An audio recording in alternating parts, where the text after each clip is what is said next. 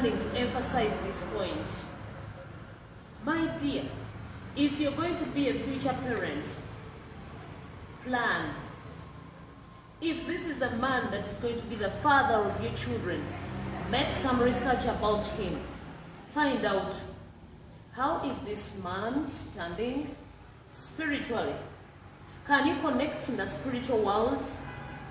Number one, is he God-fearing? Number two. Number three, is this man kind of responsible? Because you can set someone's responsibility even in the way they handle you, even in the way they handle others. One day, we were in a youth camp, and we were talking to the youths and teenagers about how to make the right choice of a man, the right choice of a woman.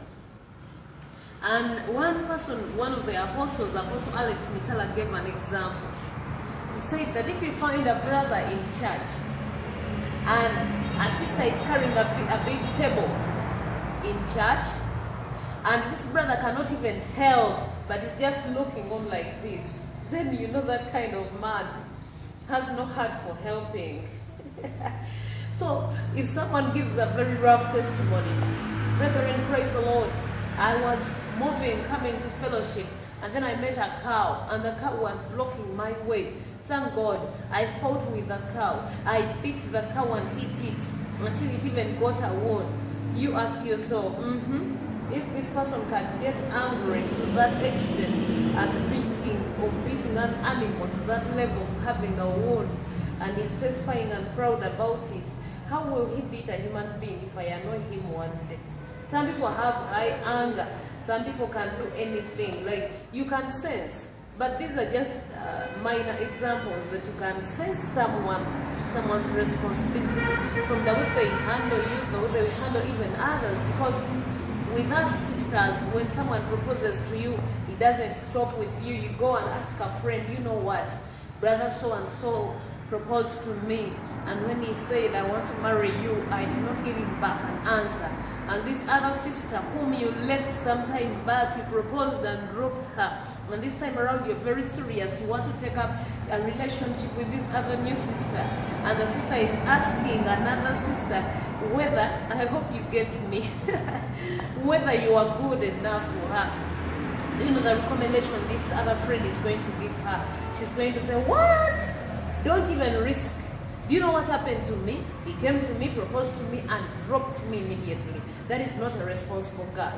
Because you don't just get married to someone without asking anyone, without even praying about it. It's not all about praying about it, but even inquiring, making inquiries. Because this is a person that you're going to spend the whole of your life with. It is really very, very crucial and important that you know the person you want to spend the rest of your life with. You know the person you want to be the mother and the father of your child. I'm not only talking about sisters and brothers, I'm also talking about brothers as well. Make sure you know the person you're going with. Make sure you have a good foundation, a good start. When you're starting, you start with friendship. Befriend the person. After befriending the person, relate closely with the person. After relating closely with the person, then you court that person. Make a commitment, a verbal commitment, and then begin to see the responsible people who can advise you, who can direct you, who can counsel you, who can help you in as you moving in this life. This is how they start things. You don't just start by producing a child and then you realize the other day that, oh my God, I'm so sorry, I got pregnant for a man who is married. That is so crooked, you know. How can you get married and how can you produce a child for a man who is already married? How can you enter into a relationship all that long and you don't even know this person already has children? This person is already married somewhere. So I'm here informing you as your fellow parents. It is very wonderful and good if you have not yet made your choice or decision. A friend of mine was asking me on media. I have never met him before, but he was telling me to look for a wife for him. And I was like, yeah, these things happened long time ago. They used to happen because people used to get married and marry within their own villages and vicinities. Like, these parents know well the other parents and they could connect their children. And anyway, the world was so small. Today, the world is so wide and vast and it is full of media. And people get married on social media and so on and so forth. I don't refute that 100%, but seriously speaking, I am not one person who can advise someone to marry on media. Yes, because you don't know the person. That whatever they want you to know is what you will know. What they don't want you to know is the person you're going to marry should be your friend. Someone, even if you found the person on media, try to take another step of faith. Let this person take you to their people, their friends. Show them everyone that is around you so that just in case of any inquiries, you know the right people to ask about this information. Know the parents, the relatives, know the friends and everything, and then ask, make inquiries, make friends with other people that are around you. Some people, when they're in relationship, they forget all about the whole world. Like it was in the days of David, when the Bible talks about Tamar lost her virginity to her brother Amnon. You remember that story? And that was exactly what happens to the people today. You enter into a relationship and you cut off all other relationships that you had around that would have helped you Because when she started now blowing the whistle and shouting, this one is raping me, they had already chased away all the other men. Because this guy said, I'm feeling bad, I'm feeling sick, please chase away all the other men and let them go away so that we may have enough time with us. I want that bread, feed me. And you're feeding someone on his bed and you're not his wife. And you're doing everything in his house and you're not his wife. What is that you're doing, my dear?